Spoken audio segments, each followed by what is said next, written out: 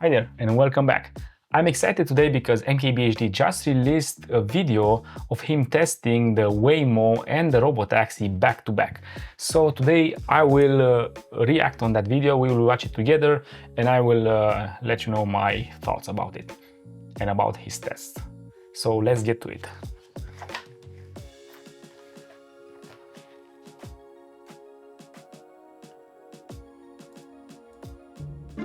Truly autonomous driving is one of the hardest technological problems to solve on planet Earth today. For so many reasons. There's millions and millions of variables, no two roads are exactly alike, and the number of possible scenarios to navigate is almost infinite, and if you mess up, it could be seriously dangerous or cost someone their life.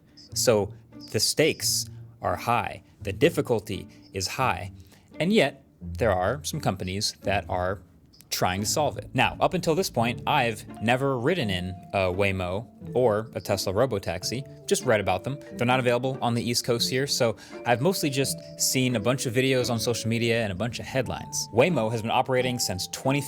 So, first of all, it is a bit weird to me. I was thinking about this for a while now, that somehow MKBHD kind of missed on all of this tech.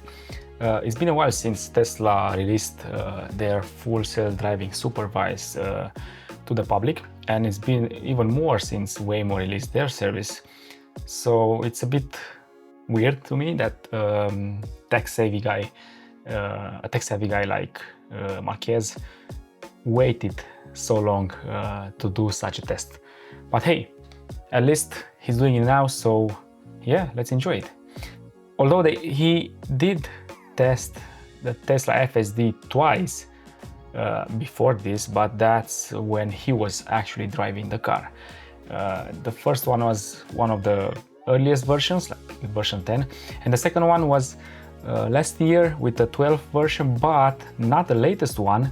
13 was already available, but he only got to test the 12th version on a hardware 3, not a hardware 4. So not the latest tech. So this is, I think, the first time he's seeing the true potential of full self-driving cars in both Waymo and Tesla. So let's see his thoughts.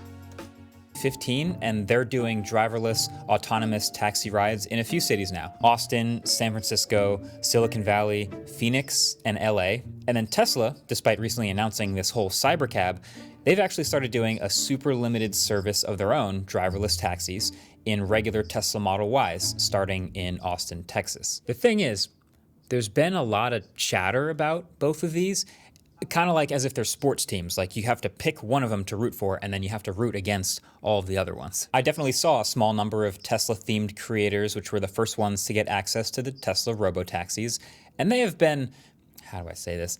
They've been very forgiving of any shortcomings of the service. I've watched a handful of these videos. There's plenty of good stuff, but also plenty of weird stuff and odd maneuvers and phantom braking. There's even a video of somebody getting dropped off in an intersection and saying, "It looks like we got dropped off right here at the corner." It's really something to see. And the cherry on top is, since so many of them picked sides, they also have to hate Waymo and post videos of other Waymos doing bad things to sort of even it out. Now, like I said, I've never... Yeah, I agree with that, and I'm kind of leaning towards Tesla team. I really think that their approach with vision only is the way to go, but yeah, the fight between sides, it's kind of like Apple versus Android kind of thing. Even I think it's even worse. And that's one of the reasons I was excited to see Marques test these two systems, because he seems to be a bit more neutral. He doesn't really have a side. If I can recall, lately he's kind of not against, but not that fond of Tesla. So let's proceed further. Never used either, and I know neither of them is perfect, but I quite like the idea of getting into a nice, quiet, empty car and just having it safely take me to my destination. That sounds kind of nice. So I was just curious how good these services actually are today. So I got on a flight and I flew down to that geo-fenced area of downtown Austin where there are both Waymos and Robotaxis to find out. For the Tesla Robotaxi, one comment here, so based on this map, this funny map, it seems that he was testing the systems before the last expansion. The last expansion kind of prolongs the map downwards a bit. So this area now it's way bigger. I think kind of the size of the Waymo's geofenced area in Austin. Slightly different area, but in terms of coverage, it's kind of the same now. they have a super limited app that you need to be given access to. I got access, so now to try to learn as much as possible. And one key point here, the app, it's delivered only to iPhone users through their system, so it's not available on Android. So if you want to test it or get an invitation from Tesla to test it, you need to have an iPhone. I took a bunch of rides with both of these all day and took plenty of notes along the way. All right, Austin, Texas. It is hot out here, but it's only gonna get hotter, so we might as well just jump right into it. It's time for my first Robotaxi ride. I've got the app on my phone, and I'm in the geofence location, so let's do it. And so I guess let's just book a ride. Ride is on the way. There it is. It's a dark gray Model Y, like we expected. Put a blinker on.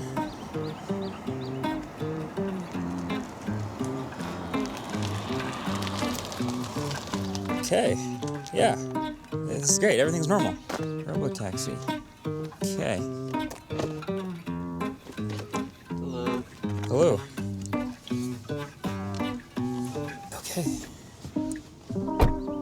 Before we start, if you don't mind, I'll just need to verify the Robotaxi app, please. Oh, okay. Start ride. So we arrive in 9 minutes. This is our route. So it's kind of nice that we get this little screen at the bottom. We do have a pull-over button. I don't think we'll need that. It's actually interesting because the car map has us going straight up to that intersection, but also it has its blinker on right now as if it's going to turn left. So it's decided to go left. That seems Marques seems a bit fine. not concerned but surprised here, but if you've seen a lot of Tesla FSD videos, you know that a lot of the time the car takes another route than the one showed on the map, so it's not relying actually on 100% on the map data, but on the road conditions. So turning left turned out to be a great decision in this case. The map readjusts. It looks like it's one of those edge cases. Time to... Yeah, edge cases. This is nothing for the Tesla system, to be honest, but or for Waymo. I think this is something that they can both flawlessly overcome. See what it does. It puts the blinker on, goes around. That was good. The visuals on the screen are pretty encouraging. I guess it's just because there's a chair in front of me, which is usually all I see during a ride anyway. So there might as well be a person in the chair, even though there is no person in the chair. Sitting in the left rear seat, after a while, it just kind of felt like I got used to it. It felt like I was a passenger to a really short driver who wasn't saying anything. But that's funny. So if you're anxious about taking a driverless taxi, just sit behind where the driver is supposed to sit and pretend that there's a short driver that drives you around. But as you noticed, there's obviously still a person in the car. This here is Tesla's safety monitor. Every Tesla Robotaxi has one, and that person has a few special buttons they can press on the main display. One to pull over and one to stop in lane in case they notice anything going wrong. They all also seem to keep a rather firm grip on the door opening button for some reason. Some people think it's another way to safely disengage FSD. Thankfully though, none of these buttons were needed to be pressed during any of my rides. It's pretty normal so far, right? Please exit safely. All right. Thanks, you guys. Thank you. Have a great day. Fundamentally, it went totally fine. The car showed up We got in, it drove like a normal person would, it navigated the streets, and even some slightly odd scenarios very confidently. I did a few more rides around Austin, just to various places, and in general, it was confident, it was impressive, and the pickups and drop-offs were mostly seamless as they would be with a human driver, except for one where it drove about 50 yards past me for some reason, instead of stopping next to me to pick me up. A human probably wouldn't have done that. I've encountered some Uber drivers that did exactly that, but yeah, technically it's not that often as with a self-driving car. It does kind of take away a little bit of the magic of it if there's still someone in the car. Like, we know it's not going to be that way forever, but there is just a person in the front seat. It felt like a normal... Correct me if I'm wrong, guys, but I think Waymo in the early days did exactly that. They had a safety driver at first before they could roll out at a bigger scale and be more confident that their cars are doing the right thing. But yeah, I'm also curious when Tesla will ditch the monitoring person. passenger ride, which I think is the bar. That's the success. But now it's time to try Waymo. All right, I've never ridden in a Waymo before. In Austin, it's built into the Uber app, so I'm going to try to call a Waymo by calling a Comfort Electric. Let's try it. And you actually don't know if you're going to get a Waymo or not until you get matched with one. There is a button you enable in your account once you land in Austin to allow you to get matched with Waymos, but it turns out it's still kind of by chance. So from my experience, it's about 80% regular drivers, and then once or twice out of 10, you'll get a Waymo. Okay, it's not gonna walk up to me.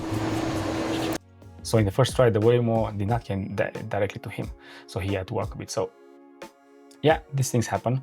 I think it's, I'm not sure, but I think it's more often with Waymo than with Tesla, but yeah, let's see. Another thing is that if you really want to be driven by a driverless taxi, right now you would pick Tesla if you want 100% of those rides to be without a human. Yeah, okay. Keep aside the monitoring person in the Tesla, it will not be there forever, but with the Waymo, you're not guaranteed that you will get a Waymo, so it's a chance, it's a game of chance. But if you definitely don't want any driver in the driver's seat, for now, it's only Tesla that offers that. That's fine. Unlock the car.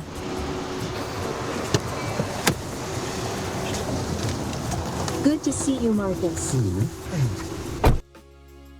Nice, I like the greeting, and I like the fact that you have to unlock the car, so potentially nobody else, like a potential person who would just go to the car and hop in front of you, that cannot happen. I don't think there's an option like that in Tesla right now. Of course, the monitoring person is asking you to see the app, so they will validate that you are the one who requested the drive, but I don't think this is something very hard to implement by Tesla. It's just a software update away. Just greeted me. Start the ride. Heading to Austin Public Library. Please make sure your seatbelt is fastened. Also, the reading the destination, I think it's a nice addition. I'm thinking of like visually impaired people taking this kind of ride, so the car is confirming the destination, so they are like 100% sure that they are going in the right direction. Just a thought. Again, a software update away. Happy Friday. Okay, so same idea, but nobody in the car. So this front screen is just showing our arrival time, which makes sense, but then this bottom screen is closer to you and you can look at the actual visuals. And I can also play music or pull over. Or if I swipe over here, it looks like I can look at the route, change the temperature, all that other fun stuff. Oh, we're cooking. This one's confidently navigating the same way. We just had a stop sign. We got a bit of a narrow road here. There's a car parked, and just confidently drove around it, used its blinkers and everything. It took it easy and pulled to the side so that the truck could go first. That was pretty good. Nice, nice. I like this this approach. It navigated confidently between the truck and the cars parked on the side of the road. You're here. Please make So, sure it's similar clear before overall exiting and don't driving forget to style and confidence in the Waymo. The Waymo felt maybe 25% less aggressive or assertive and more cautious in general, but the Tesla was very similar capability-wise. And my rides weren't entirely perfect either. On one ride, when it got to my destination, which was right on the other side of the street, it blew right past it to try to do this huge 8-minute route to turn around. Another thing I don't think a human driver would have done, but I did end up using the pullover button to end the ride early to avoid wasting those extra minutes and miles. Fascinating. So, okay, So I was expecting a bit more testing, but yeah. So based on what he showed us during his testing, I think Tesla did a slightly better job. The Waymo had two weird scenarios in which the first one, like, it stopped farther than his location, but Tesla also did that once. And the second one was this one in which Waymo was trying to go an extra 8 minutes. So that's kind of something what a typical taxi, Eastern European taxi driver would do. They will drive you around a bit more, so you will pay a bit more. But yeah, I think that was not the intention of Waymo. It was just a glitch. And given that Waymo is operating since way longer than Tesla is, I'm still surprised that they have issues like this. How I see it is that Tesla now it's just caught up to Waymo. It will catch up in the moment when they will not have the safety monitor. But that kind of happens exponentially. The speed with which they iterate, it's crazy. It's light years ahead of Waymo, but let's see, because Waymo's it's catching up. The first expansion in Austin was made by Tesla, but then just a couple of days later, Waymo caught up and expanded to an even greater area. And then again, after a couple of days, Tesla expanded again. And this race will only help the end consumer. We will be the winners here. Let's continue to see Marques' conclusions. doing those experiences back to back was, I think, just fascinating. It was eye-opening, very interesting. And, you know, say what you want about self-driving cars as a whole, because some people love them, some people hate them. But as a tech product, it is fascinating seeing these two different approaches to solving the same problem.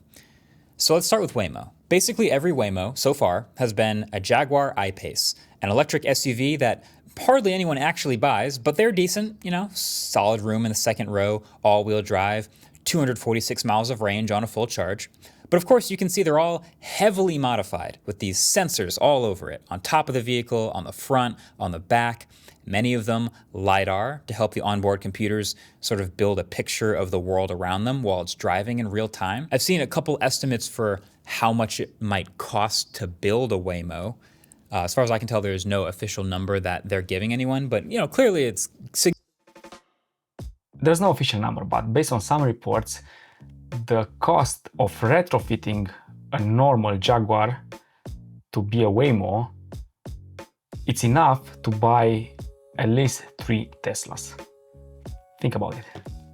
significantly more expensive than just your standard Jaguar I-Pace. And it also almost completely covers the sunroof. So you might not even know an I-Pace has a sunroof if you've been riding in Waymos this whole time because of all that hardware above you. Now, as a passenger, am I fine with a bunch of extra hardware and maybe more of an eyesore to potentially be more safe? Yeah, of course. But you'll see where I'm going with this when I talk about the Tesla Robotaxi in a bit. One thing that struck me though is it does feel as a customer like the Waymo actually is a bit further along in like the overall experience of a ride.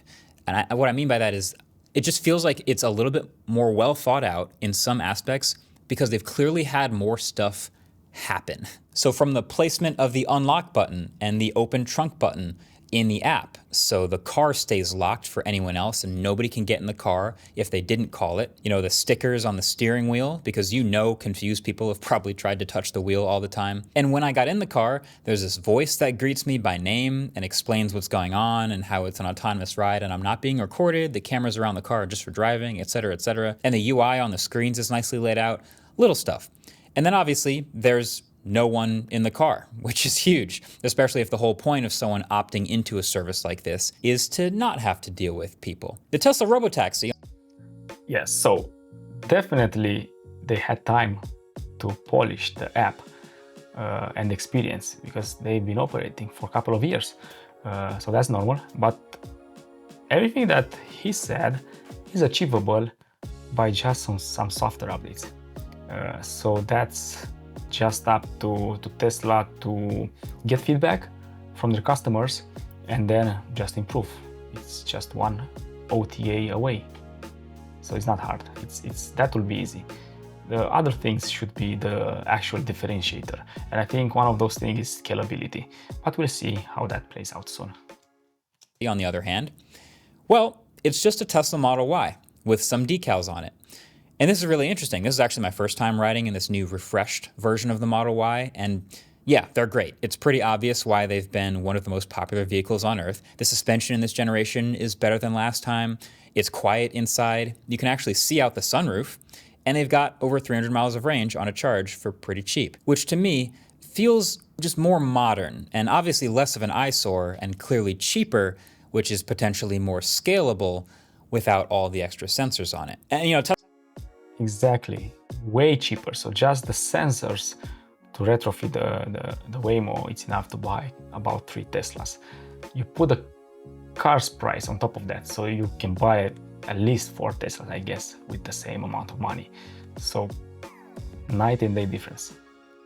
Tesla software in the car is really good too. I could go in and play YouTube or Spotify on that back screen, or any number of the other media services if I wanted to. But also, Tesla was way more reliant on this safety monitor employee sitting in the passenger seat. Exactly like Waymo did when they launched. I have to actually research that, but that's my understanding that Waymo did exactly the same thing. I will look it up to see exactly how long did Waymo used a safety driver or safety monitor until they went fully driverless. Like when I got in the car, it's not a voice from the computer. The person actually asks to see the app to verify that I was actually the one that called the car. And clearly that would be the person to tell me not to touch the steering wheel if I was to do anything stupid. But then, yeah, as a passenger, you're just kind of sharing a ride with another person, just choosing for the person to not be holding the steering wheel for the sake of helping them beta test this service, which feels a little more silly. Funny enough, Tesla, like the other day, as of when I'm recording this, started testing in like a new San Francisco geofenced area, but they're not legally allowed to test without someone in the driver's seat. So they're just running Tesla Model Ys around with someone in the driver's seat ready to take over, but they'll enable FSD.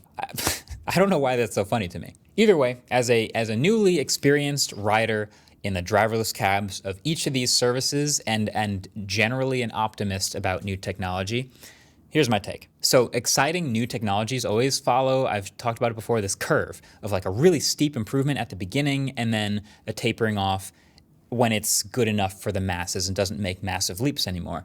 And these Tesla and Waymo are both really early at the beginning. Maybe Waymo's a little further ahead, but they're so early that Waymo technically is a bit further ahead, just from the point of view of not having a safety monitor. From a technical point of view or usability point of view, I think Tesla has a slight edge. And the gap between the two will even grow even further with time.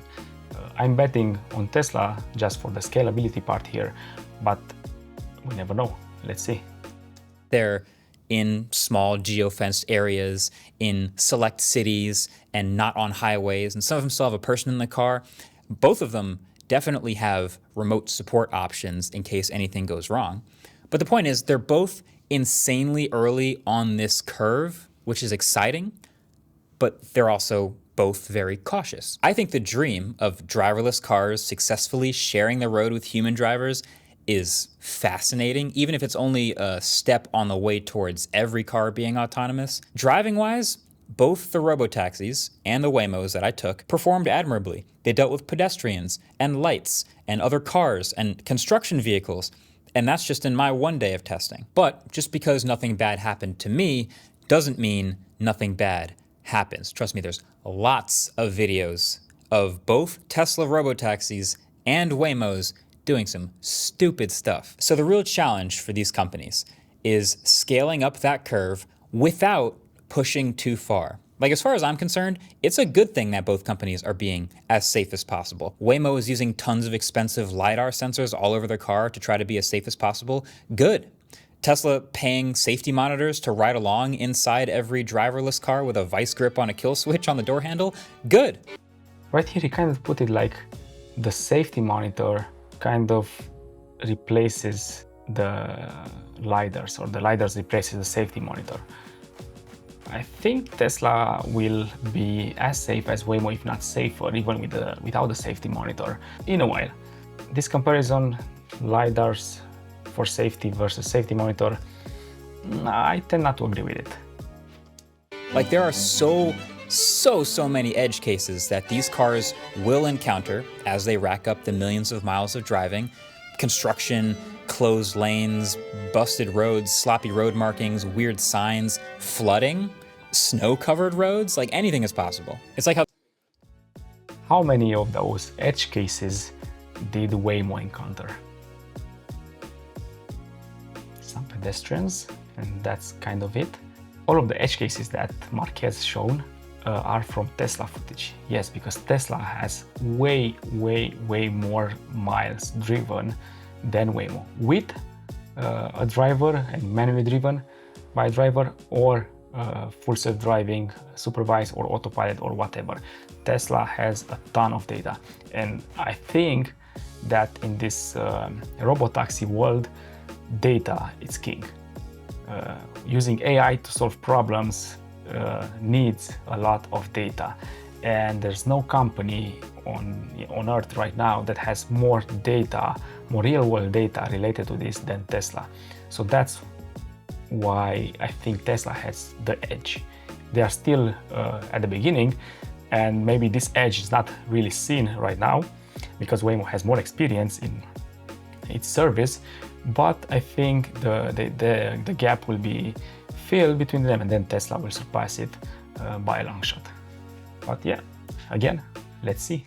There's a brand new sentence typed into Google every day. Like, these cars are going to encounter brand new driving situations that no human driver has ever encountered before, and they're going to have to navigate them effectively and cautiously and safely. That's hard, especially for a non-human driver. It's funny, I was talking to an Uber driver because one of the many rides I took in Austin that day was with a regular driver, and he was talking about how there's at certain intersections in the city of Austin, Texas, there's certain sensors that you have to drive over and trip just the right way to get the light to change. And Waymos miss that sensor all the time and then just sit there blocking traffic, and he's had to drive up and trip the sensor for it so that it could relieve the pressure of traffic. Crazy stuff. You'd never know. My hope is just that both these companies, and any others joining this challenge for that matter, try to scale this curve as, safely and methodically as possible. Like, I've heard all the talk on Twitter about how, maybe Tesla, without all those expensive LiDAR sensors, will be able to scale faster because the cars are cheaper. Maybe, but if it comes at the expense of any safety, doesn't matter. Agree. You don't have to do it at the expense of safety, but when you are confident that you are safe enough, then you can really scale, just because of that, of the car being cheaper. So the price being cheaper comes into effect after you have proven that your vehicle is safe. I agree with that. But after that, sky's the limit. Actually, regulations.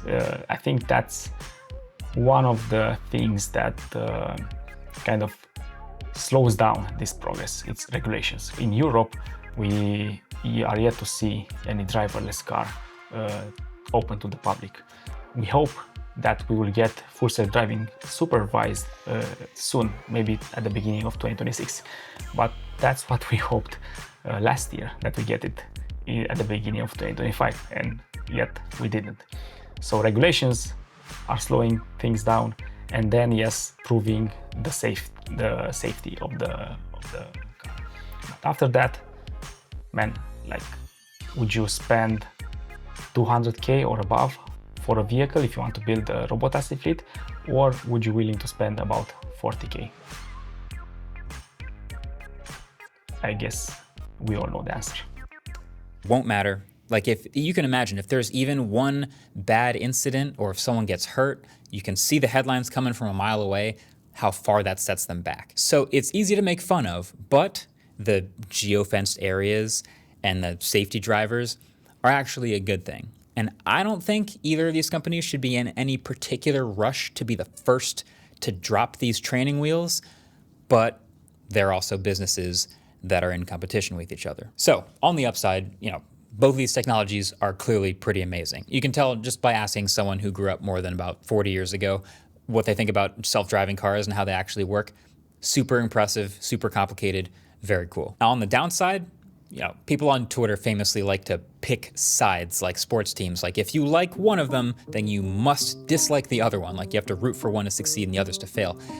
I kind of think Robotaxi versus Waymo Twitter is worse than iPhone versus Android ever was. Exactly, like I said it before. And in the end, the one who wins is the consumer. So I wish that both Tesla and Waymo surpasses each other from time to time, so the other is motivated to improve. That's how we as a consumer will win. But look at where we are now. iPhone and Android, they compete, but they also kind of coexist and push each other to be better. Exactly, they push each other, and that's, I think, how Waymo versus Tesla will be. Constantly.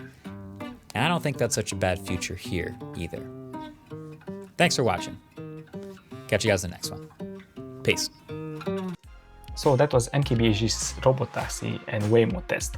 What do you think, guys? Would you use a service like this if it was available in your city? Let me know in the comments below, and as always, see you in the next one.